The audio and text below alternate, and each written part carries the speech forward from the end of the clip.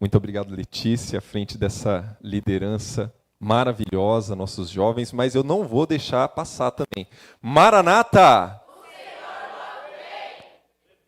Olha, vocês foram tímidos, acho que dá para fazer o prepara-te agora junto, tá bom? Maranata! Pois bem, eu quero dar aqui um presente, pior é que ficou dentro do carro, mas eu dou no final do culto. Eu vou dar um suco de uva para quem me disser onde está registrado esse brado na Bíblia. Cadê o Lorde? Ó, o Josa está se coçando ali no banco. Hã?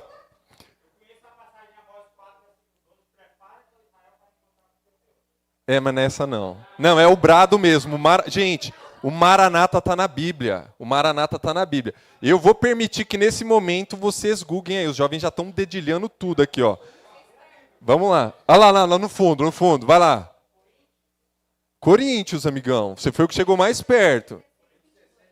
Aí, ó. E agora, hein? O que eu faço? Ele pesquisou alguma coisa? Ele pesquisou alguma coisa aí, ou...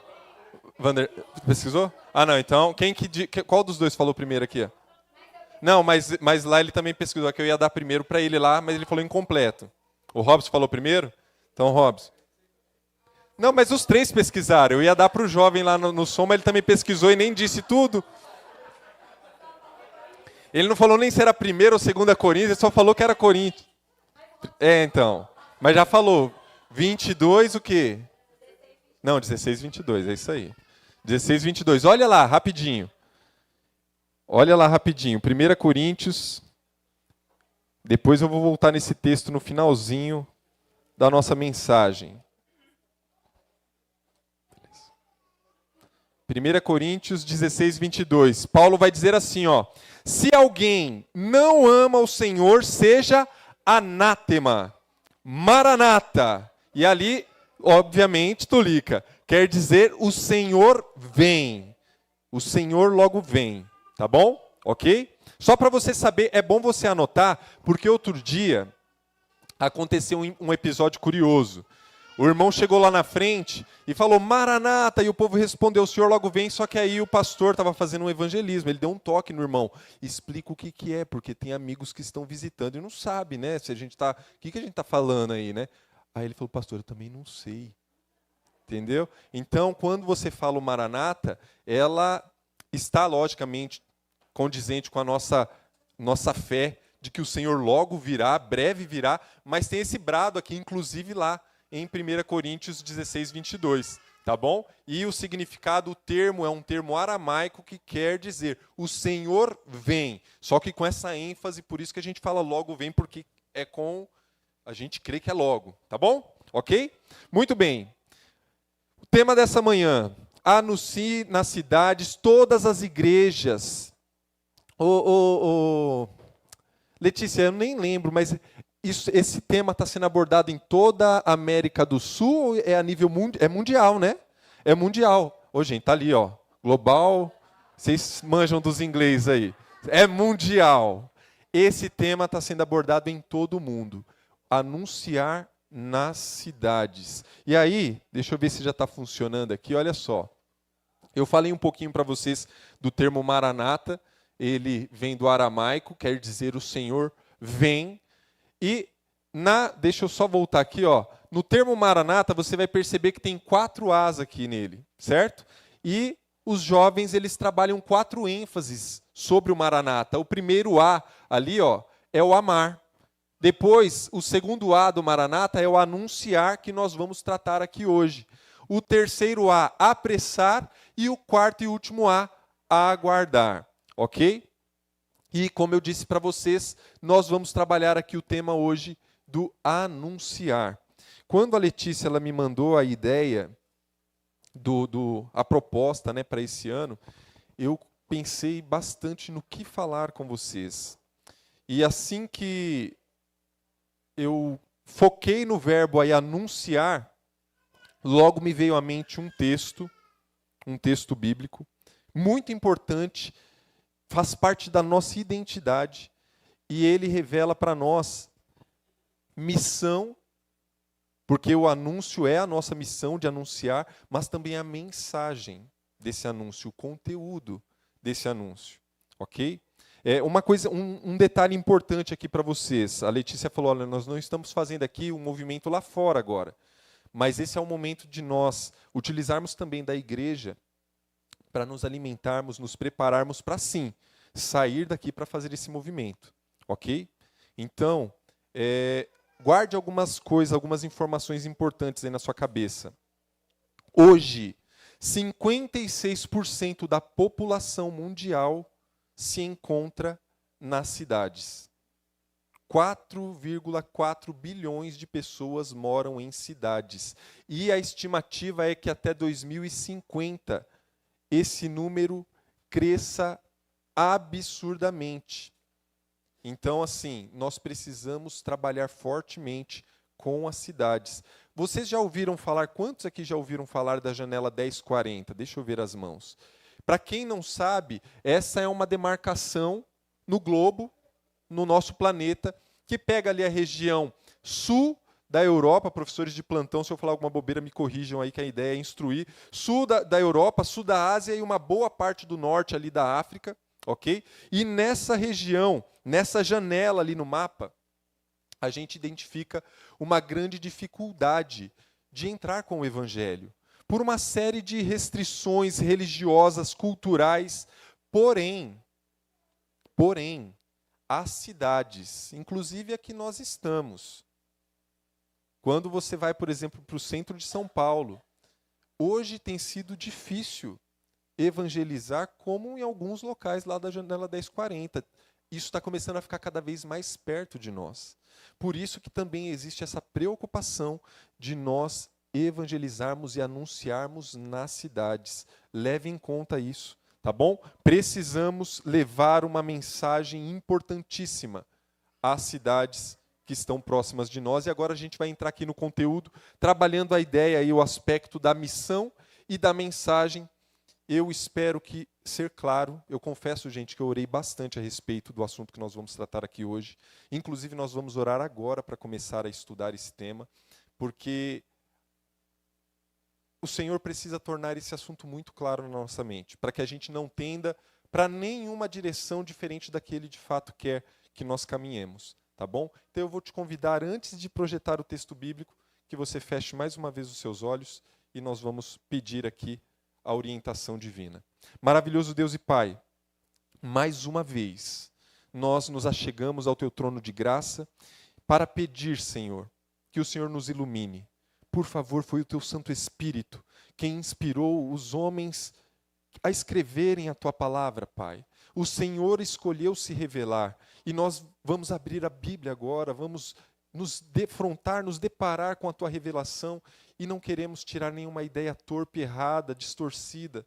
Por favor, Pai, eu já te pedi isso antes, eu orei por essa igreja que ouviria esse sermão, pedi por mim também, e mais uma vez eu peço, me esvazie, unja os meus lábios, que eu fale totalmente guiado pelo Senhor, e por favor unja os ouvidos e o coração, a mente desses queridos, tanto que estão acompanhando aqui, presencialmente na igreja, quanto aqueles que estão agora acompanhando online, que virão a ter acesso a essa mensagem futuramente, para que nós possamos ter a compreensão correta. Aquilo que me faltar em palavras, por favor, que o Teu Santo Espírito complete, preencha, torne pleno nesta mensagem. Oramos, agradecidos pela Tua presença, que seja para o Senhor, para a Tua honra e glória, em nome de Jesus. Amém. Meus queridos, vamos lá. Eu vou projetar apenas 2 textos, na realidade 3 aqui na minha apresentação. Então eu vou contar com a sua ajuda para que você tenha uma Bíblia em mãos, porque a gente vai percorrer alguns textos aqui hoje, tá bom? Olha só, o texto que eu pensei quando a Letícia me mandou a proposta foi exatamente o texto de Apocalipse 14, versos 6 e 7, aqui está projetado o verso 6. Essa tradução é a da Bíblia de Jerusalém, tá bom? Que é uma das melhores, essa Bíblia ela é católica, porém ela é uma das melhores traduções que nós temos. Ok? Quando você quer estudar a Bíblia no sentido de pegar o texto traduzido da forma mais literal, a Bíblia de Jerusalém tem essa tradução. É só uma nota aí para aqueles que gostam bastante de fazer esses estudos e procurar versões e traduções. Olha o que diz ali. Vi depois outro anjo que voava no meio do céu com o evangelho eterno, deixei destacado ali para fazer o quê? Anunciar, é o tema do nosso sermão, é o movimento jovem desse ano. Para anunciar aos habitantes da terra, a toda nação, tribo, língua e povo. E agora a gente vai começar a destrinchar esse texto, ok? Olha lá comigo. Primeira coisa então, ó. Vi depois outro, aí está destacado ali, ó, anjo que voava no meio do céu. O anjo aí, ele representa o povo de Deus que participa da missão. A palavra anjo, em grego, é ângelos, que também pode ser traduzido por mensageiro, ok? E quando você vai para alguns textos bíblicos, como por exemplo, Marcos 16, eu não coloquei ali, Marcos 16, verso 15, o ide por todo mundo e pregai este evangelho. Quando você vai para Mateus 28, 19 e 20, que Jesus dá ali a comissão, né? Ide, e me ajuda aí, ide, fazei o quê? Discípulos, batizando-os em nome do Pai, do Filho e do Espírito Santo, ensinando-os a guardar todas as coisas que vos tenho ensinado. E aí, então, ele dá a promessa de que vai estar conosco até a consumação dos séculos. Quem é, então, o mensageiro desse evangelho? É a igreja, é o povo de Deus, ok? O anjo que voa para anunciar é o povo de Deus. Obviamente que nós temos total ajuda do céu? Óbvio que sim, óbvio que sim. Mas nós somos protagonistas nessa obra, tá? O ato de voar representa a urgência da missão. Lembre-se disso, o anjo ele aparece voando. Isso demonstra a urgência dessa missão. Meus queridos, não dá mais para ficar cumprindo tabela. Não dá para achar que vir tão somente à igreja, que é algo importantíssimo. Quem está estudando a lição de Salmos aí é uma bênção. A gente estudou sobre a Sião essa semana, que gostoso, né? E quando nós estamos na igreja, a gente sente já um pouquinho disso, né? Aspirar por aquela pátria superior junto com os nossos irmãos, nossa família de fé. Mas isso só não é o suficiente. Não posso chegar aqui e depois ir para casa e falar, cumpri a meta da semana. Sou adventista do sétimo dia, sou cristão porque eu já fui para a igreja. Não, a gente tem uma missão e ela é urgente, Fernanda. Olha só, no meio do céu, o anjo que voava no meio do céu. O termo aí, a forma como João constrói essa informação, ele quer trazer a ideia de que demonstrar para nós a abrangência dessa missão, que vai ser confirmada no término do verso ali, quando fala que é para anunciar aos habitantes da terra, toda a nação, tribo, língua e povo. A abrangência é todo mundo. E a visibilidade. Essa missão, ela não é invisível. Essa missão, ela é visível. O anjo voa no meio do céu. Você sabe que também é do meio do céu ali que Jesus virá e todo olho verá. Essa missão, ela é visível. Vamos avançar mais um pouquinho aqui, ó. Eu pulei ali uma parte, você vai perceber, mas vamos para o anúncio aqui, ó. Anunciar aos habitantes da terra, toda a nação, tribo, língua e povo. Reforça a abrangência da missão e também a oportunidade para todos ouvirem. Meus queridos, prestem atenção. Inclusive, esse é o tema para a lição do próximo trimestre, tá bom? Tem alguém aqui que não tem a lição da Escola Sabatina? Deixa eu ver. Todo mundo tem a lição da Escola Sabatina nessa igreja? Ou não levantou a mão porque está com vergonha? Não sei. Será, Nerilda? A Nerilda deu uma risada ali. Os professores sabem. Deus e os professores sabem quem tem lição e quem não tem lição. Mas, beleza. Depois eu vou te presentear com uma lição então, tá bom, Márcio? Me lembra. Ok? Olha só. Por que eu estou falando isso? O tema da próxima lição é o grande conflito. E nós não podemos esquecer que nós vivemos um grande conflito. O inimigo, ele está competindo vida por vida com Deus. E o inimigo, ele está competindo vida por vida. Nós precisamos dar a oportunidade para todos tomarem uma decisão por Jesus Cristo. Bruno, como eu fiquei feliz quando eu te vi, cara, aqui. Feliz mesmo. Para quem não conhece, dá um tchauzinho aí, Bruno. Bruno, eu tive a oportunidade de conhecê-lo ali na Igreja Central, quando estava pastoreando esse distrito aqui. Gente, vocês viram que eu já cheguei com tudo, eu nem cheguei saudando, eu não cumprimentei boa parte de vocês, mas no final eu quero abraçá-los, tá bom? Neidinha, passei até perfume hoje para poder estar aqui, viu? É verdade, é verdade. Para quem está assistindo, é piada interna isso aqui, gente. Tem que estar aqui para poder fazer parte de toda essa realidade. Mas eu fiquei feliz demais, porque o Bruno tem uma história assim poderosa e está aí buscando ao Senhor. E é isso, gente. Nós estamos numa grande batalha, um grande conflito. Precisamos anunciar e dar a oportunidade das pessoas tomarem a decisão por Jesus Cristo, ok? Avançando aqui. Aí eu volto, tá? Agora eu peguei o meio do verso ali. Esse anjo que voa no meio do céu para anunciar a todos os habitantes da terra, ele tem o quê? Um evangelho eterno para anunciar. Aqui, um evangelho. Evangelho, ele é um substantivo. E é um substantivo comum para professores de português, não sei se tem aqui presente, mas vocês sabem, lembra aí, gente, da língua portuguesa. Evangelho é substantivo comum. E substantivos comuns nomeiam coisas comuns.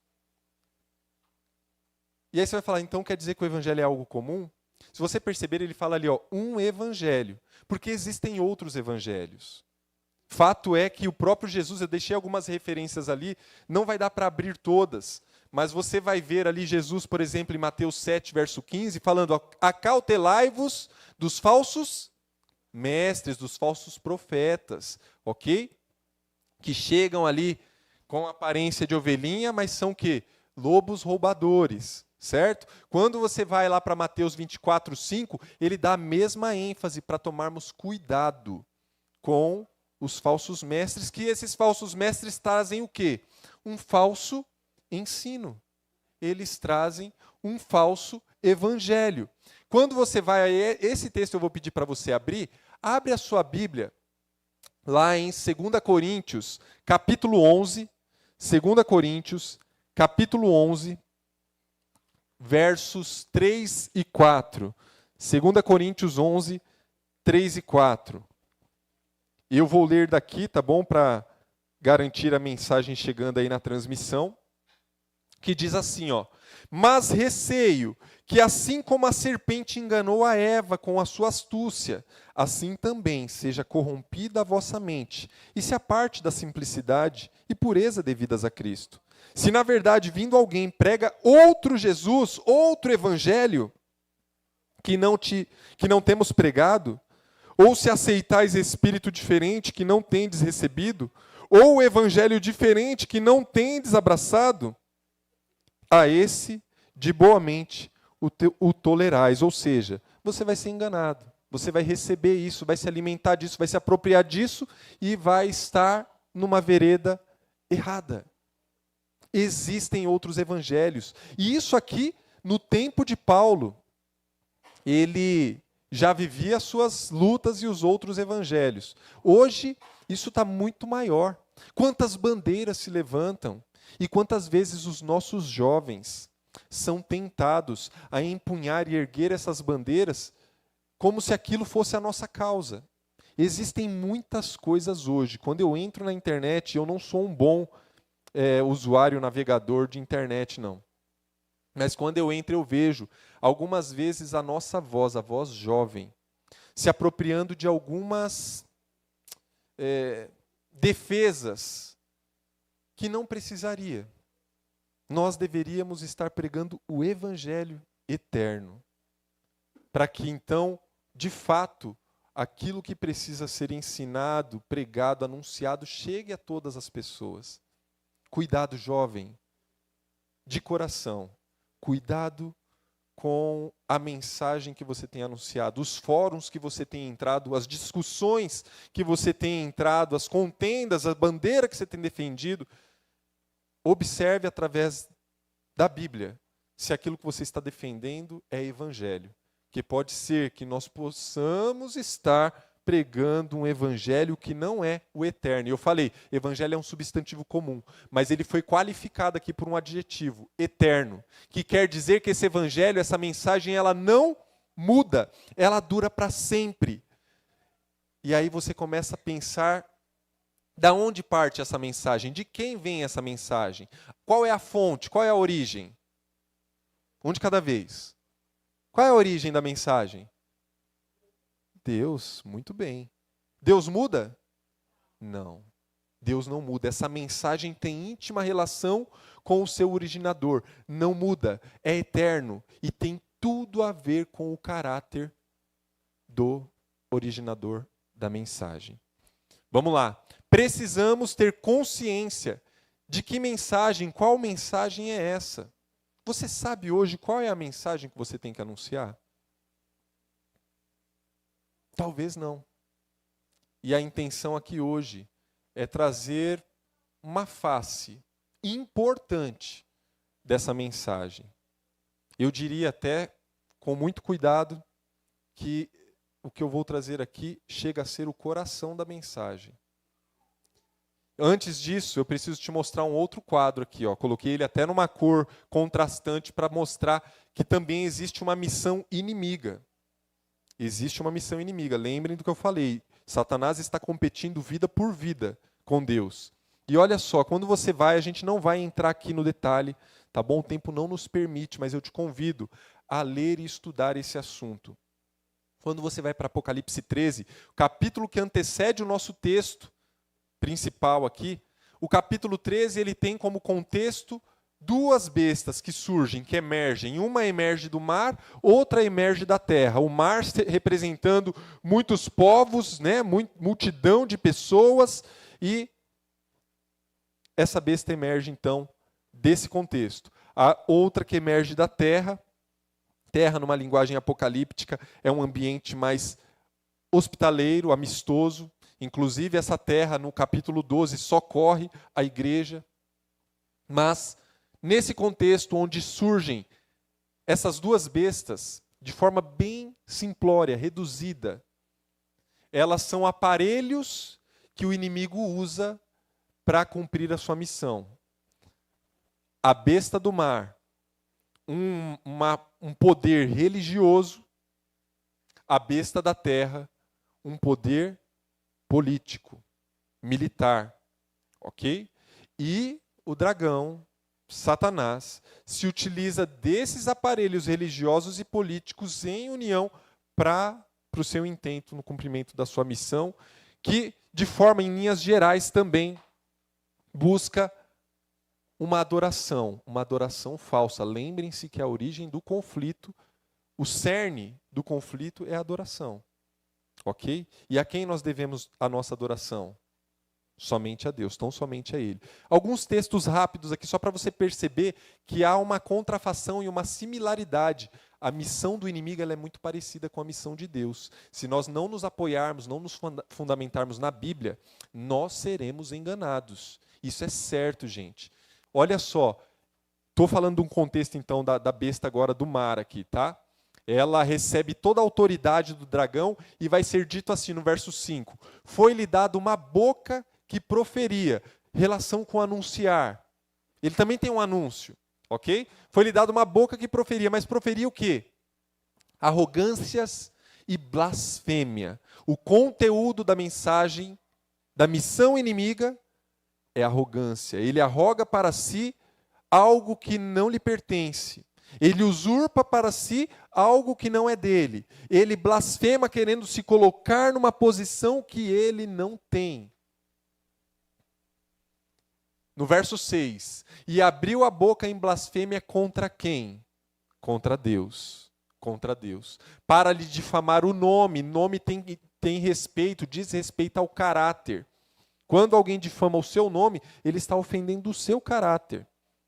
Essa é uma das piores ofensas que tem, porque dificilmente quando você tem o seu caráter afetado, você consegue apresentar provas assim cabais, de forma bem simples, que você está completamente certo e a pessoa está completamente errada. Muitas vezes o fator tempo vai deixar isso claro, e é o que acontece no caso do conflito que a gente vive. para difamar o nome e o tabernáculo de Deus. Deu-lhe ainda autoridade sobre cada tribo, língua, povo, língua e nação. Muito similar, abrangência também, ok?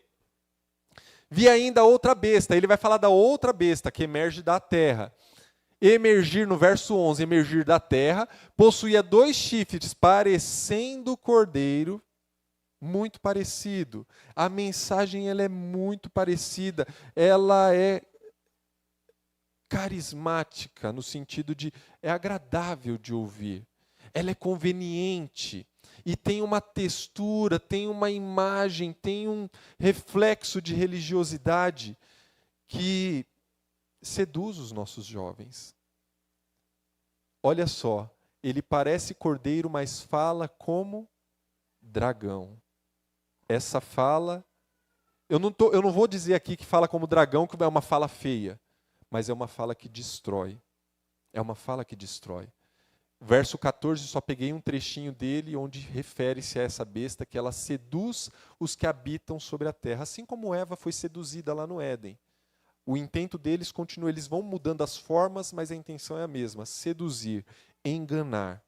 Essa é a missão inimiga, mas eu só queria trazer aqui para você ter um breve reflexo, eu não vou me deter nisso. O maior tempo que eu quero gastar é agora nisso daqui, ó.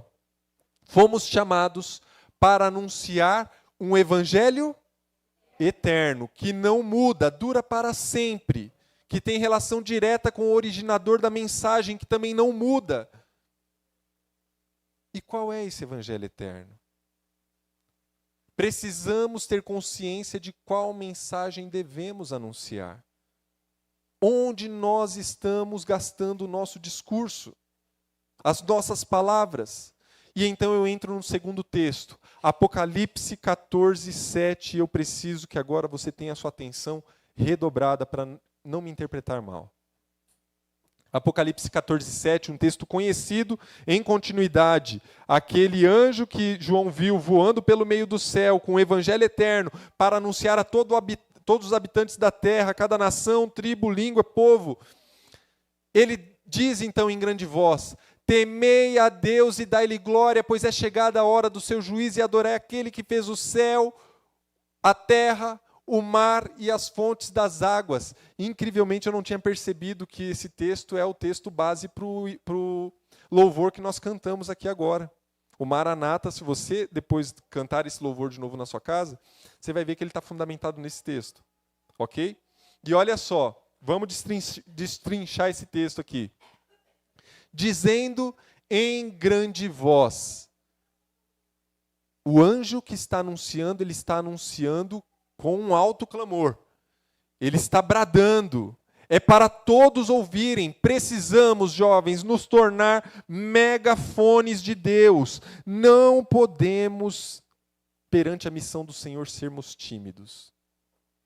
Não podemos, jovens do Boa, você que nos acompanha de casa, ou de algum outro local aí online, precisamos anunciar, precisamos ser megafones do Senhor, boca de Deus, nesta geração.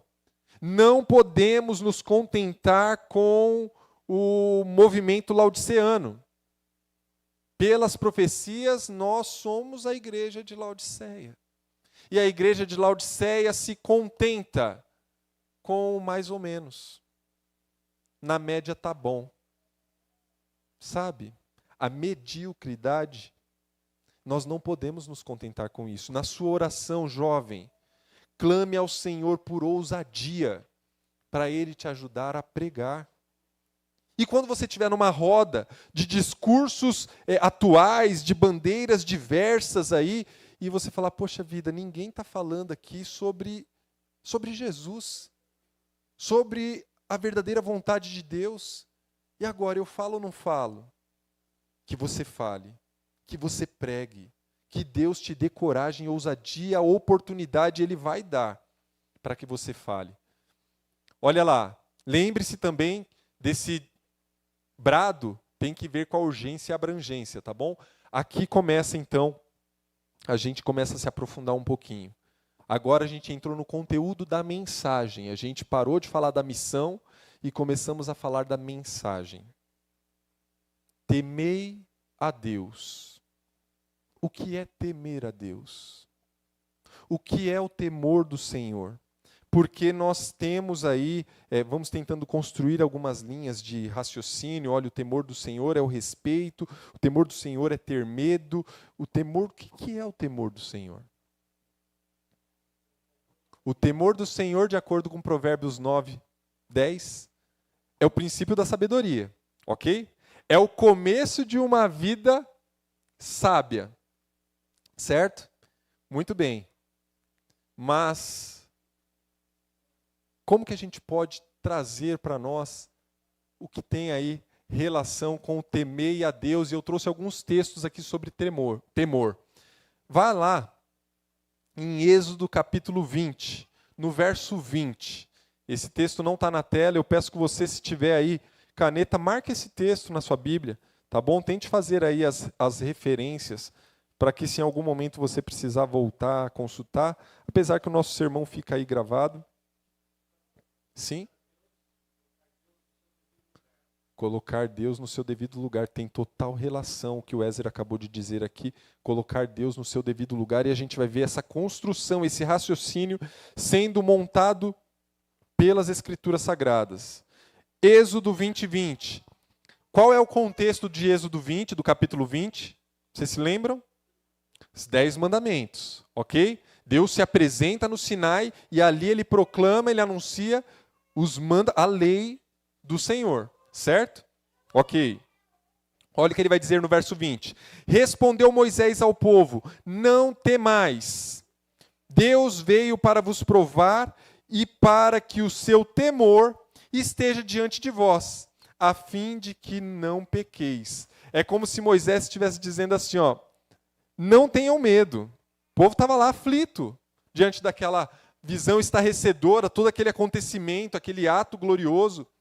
Não tenham medo. Deus veio para vos provar e para que o seu temor esteja diante de vós. Ao mesmo tempo que ele fala para não temer, ele fala do temor de Deus estar diante de nós. Então tem diferença em ter medo aqui.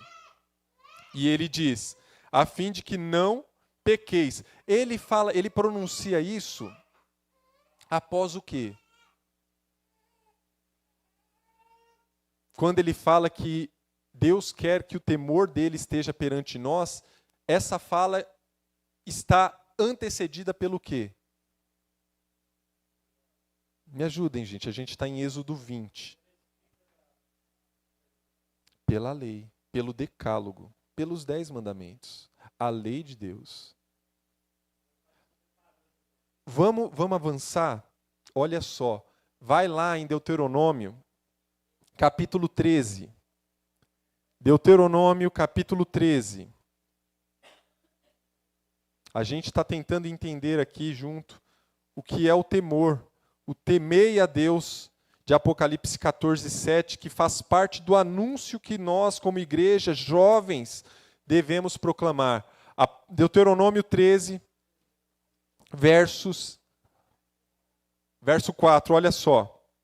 Andareis após o Senhor, vosso Deus, e a Ele o quê? Temereis. Guardareis os seus mandamentos, ouvireis a sua voz, a Ele servireis e a Ele vos achegareis. Você vê aqui mais uma vez a ideia do temor ligada ao quê? À guarda dos mandamentos. Se você vai para Eclesiastes, para a gente ganhar tempo aqui, ó, Eclesiastes, vai lá, capítulo 12. Eclesiastes capítulo 12, verso 13. O que nós temos ali? Olha só. De tudo que se tem ouvido, a suma é: teme a Deus e guarda os seus mandamentos, porque isto é o dever de todo homem. Aqui quando fala homem, está falando da humanidade, tá?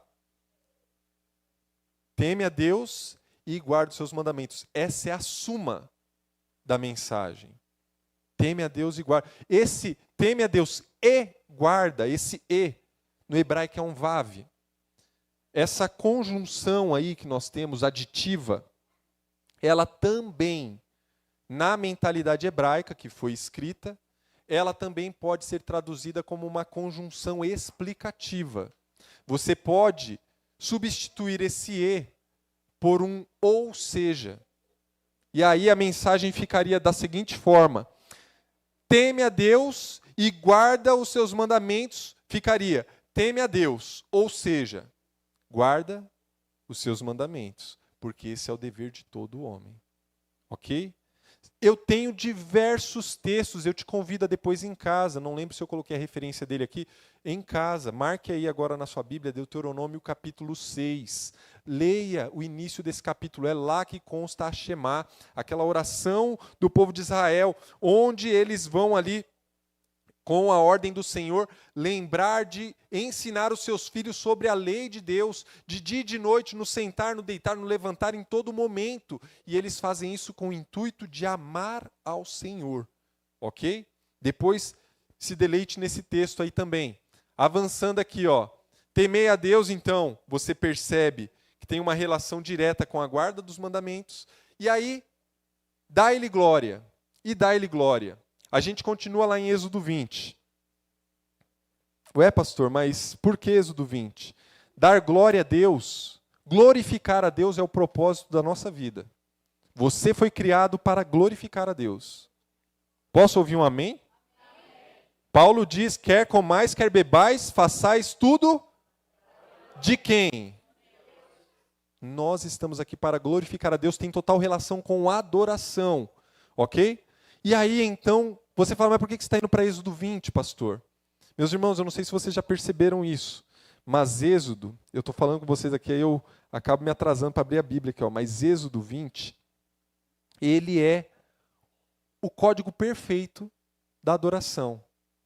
Deixa eu te explicar. Quando você vai para o primeiro mandamento, como que o primeiro mandamento começa? Não terás outros deuses diante de mim.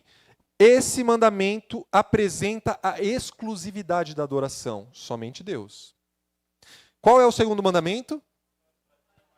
Não farás para ti imagens de escultura, e aí ele vai percorrer mais algumas orientações que declara a forma da adoração.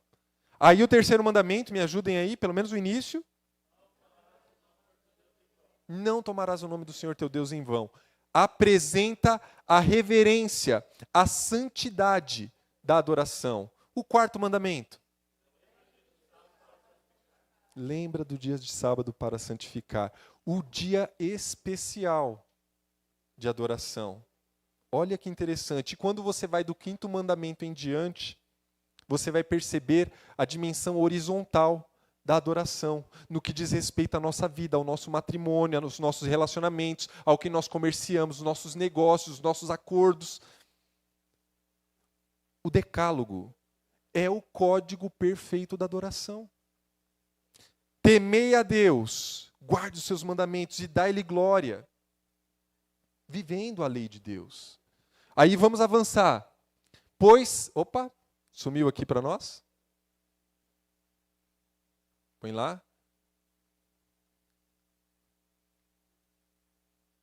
Mas o texto que segue é, pois é chegada a hora do quê? Do seu juízo. Pergunto, é possível? Vai passando aí isso. Vai lá, pode ir. Aí. Não, volta um. Aí. Juízo. É necessário uma constituição. Não tem como você executar juízo sem fundamento em um código de leis. Você percebe que conforme João vai declarando a mensagem, o que é o conteúdo do anúncio daquele anjo, em nenhum momento isso se desvincula da lei. Em nenhum momento isso se desvincula da lei. Temei a Deus, dai-lhe glória, pois é chegada a hora do seu juízo. Alguns textos que a gente também não vai percorrer, mas você depois pode voltar a conferir. Quando você vai para Apocalipse 12, quando você vai para Apocalipse 22, você vê ali que haverá uma recompensa segundo as nossas obras. Ok? Quando você vai lá para Mateus 16, 27, o próprio Cristo também fala a respeito de uma recompensa e julgamento que será realizado conforme as nossas obras. Tiago, no capítulo 2, dos versos 10 a 12, você vai ver ele falar que nós seremos julgados por nossas obras segundo a lei da liberdade. Ok? Quando você chega ali em Eclesiastes, que nós já lemos, verso 13, aí quando você acrescenta o verso 14, quiser esse aí a gente lê rapidinho, eu prometo que a gente vai ser breve aqui.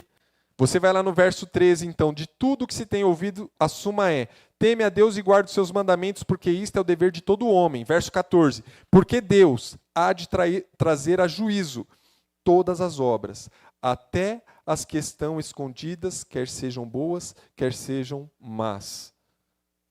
Pastor, mas você quer dizer então que nós somos salvos pelas obras?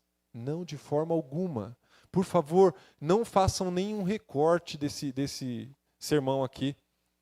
Assistam ele todo em algum momento que voltar a assistir. Não estou pregando salvação pelas obras. Nós somos, segundo Efésios capítulo 2, verso 8 em diante, e todas as Escrituras declaram: nós somos salvos unicamente pela graça em Jesus Cristo.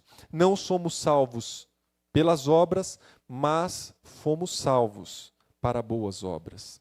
O próprio texto de Efésios capítulo 2, no verso 8, ele vai dizer para nós que somos salvos unicamente pela graça em Jesus Cristo, mas lá no verso 10 ele vai dizer que somos feitura dele para as boas obras, que Deus preparou para que andássemos nela de antemão. Então é necessário que nós comecemos a olhar para a nossa conduta. Essa mensagem tem íntima relação com a minha vida. Com a minha vida. Como que eu estou esperando Jesus voltar? Eu estou pregando, primeiro, eu estou pregando sobre a volta de Jesus? E eu devo viver a vida enquanto Jesus não volta de qualquer maneira? Não, não. Olha lá. Não somos salvos por obras, mas salvos para boas obras. Já citei isso para vocês. E quando você vai para o último ponto, é adorar aquele que fez o céu, a terra, o mar e as fontes das águas. É exatamente um Ctrl+C, um Ctrl+V. É um copiar e colar do quarto mandamento. Do verso 11, mais especificamente de Êxodo 20:11. O sábado será a pedra de toque dos últimos dias. Por que, pastor, você está tocando nesse ponto? Ele está no centro da lei, mas é o mandamento, talvez um dos únicos, que é um sinal visível do estilo de vida que você tem para você. Nós não somos salvos pela lei, mas a lei, ela norteia a nossa vida de salvo. Eu sou pai, está ali minha pequena.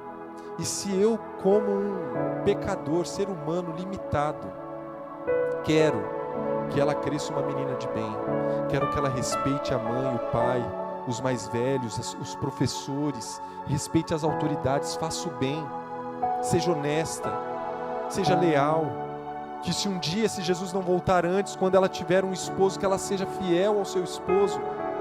Você imagina que Deus, ele não tem essas expectativas a seu respeito? Que pai seria esse, de não se preocupar com a nossa conduta?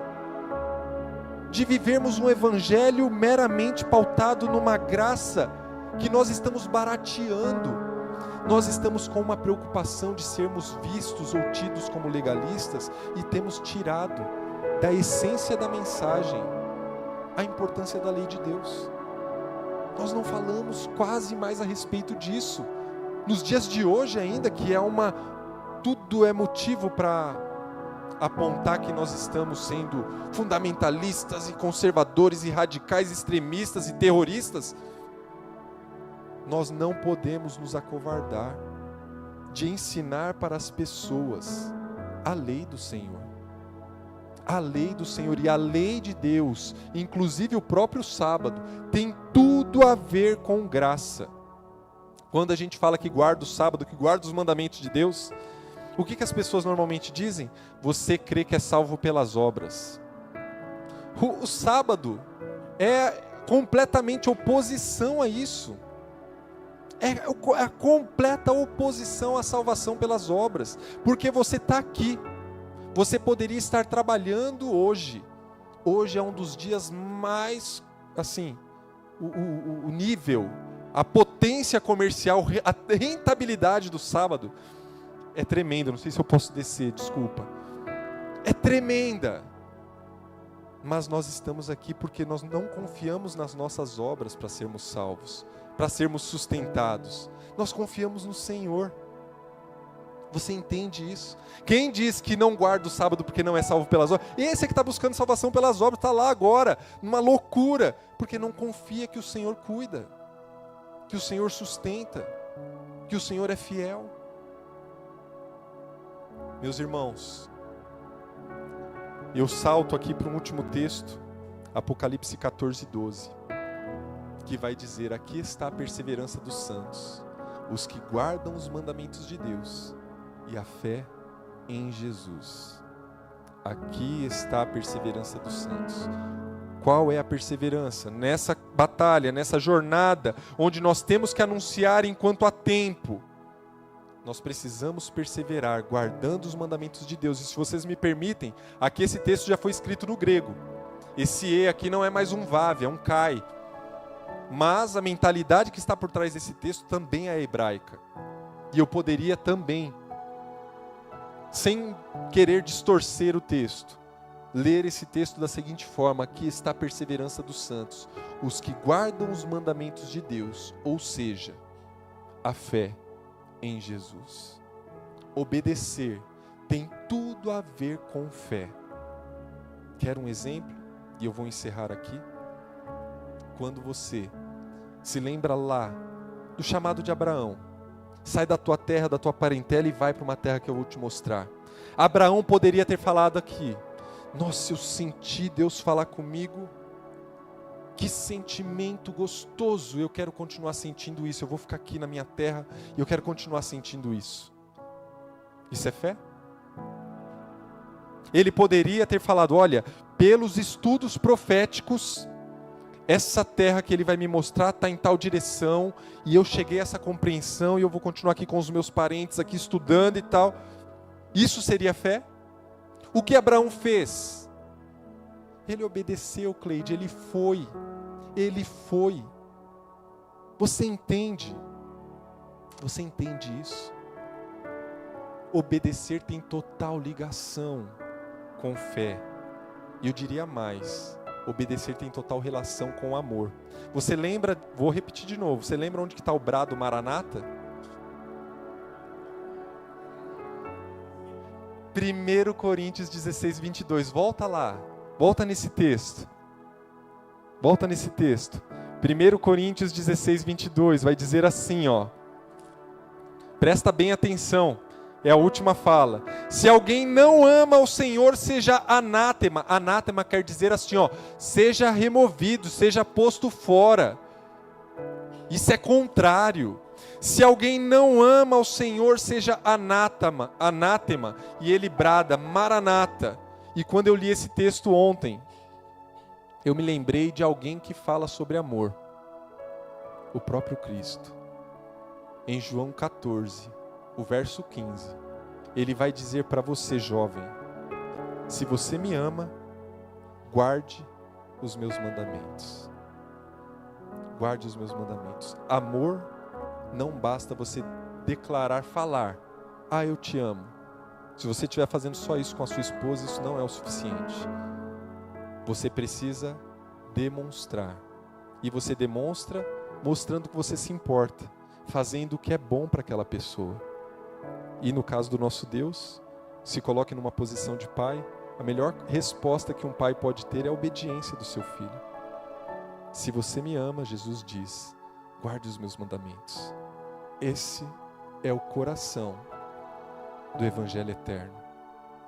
Não destituímos a graça em nenhum momento. Jesus continua sendo o centro, porque foi Ele quem declarou essa lei no Sinai. Porque Ele não quer apenas que você tenha uma experiência, um encontro com Ele. Ele quer que você viva com Ele. E a nossa religião, ela é coerente. Se Deus está contigo, você anda segundo a vontade do Senhor. Que Deus te abençoe. Jovem adventista do Boa, que você não recue em anunciar essa mensagem. Que você peça a Deus sabedoria, as palavras dosadas, cirúrgicas, para que em nenhum momento você vá para um extremo ou outro, mas pregue o Evangelho, o verdadeiro Evangelho, o Evangelho eterno. Santo e maravilhoso Deus, obrigado, Pai, pela Tua revelação, obrigado por Tua palavra que nos conduz nas Tuas veredas, nos faz conhecer a Tua vontade. Santo Deus, que possamos vivê-la intensamente, Pai. Jesus Cristo, nosso Salvador, disse que nem todo aquele que diz Senhor, Senhor entrará no reino dos céus, mas todo aquele que faz a Tua vontade, ó Pai. E nós queremos fazê-la. Ajuda-nos a nos submeter ao Senhor. Transforma a nossa vida, se for preciso, Pai. Nos quebrar primeiro, quebre. Preferimos ser uma ovelhinha da patinha quebrada do que uma ovelha perdida. Por favor, ó Pai, e nos dê voz, nos dê ousadia, nos dê, Pai, na Tua palavra e no Teu Santo Espírito autoridade para anunciarmos nas cidades o Teu Evangelho eterno, Senhor. Quantos jovens estão nesse horário, ainda nos quartos escuros, porque passaram a noite numa balada, e precisam ouvir, Pai, do Teu amor, precisam ouvir da Tua lei de amor, da Tua lei de liberdade, que pode trazer uma vida especial a cada um deles. Santo Deus, usa-nos como instrumento nas Tuas mãos, para estendermos a graça que um dia nos alcançou. Que sejamos salvos pela graça em Cristo Jesus e feitos para as boas obras, Pai. Entregamos a nossa vida em Tuas mãos, entrego aqui a liderança jovem desta igreja, cada jovem aqui, Pai, que eles sejam Teus instrumentos. Entrego toda a liderança e toda esta igreja em Tuas mãos, para que eles continuem brilhando aqui na região do Boa Vista. Por favor, ó Pai, continue sendo o nosso Deus. Nós oramos e agradecemos em nome de Jesus. Amém, Senhor. Amém e amém.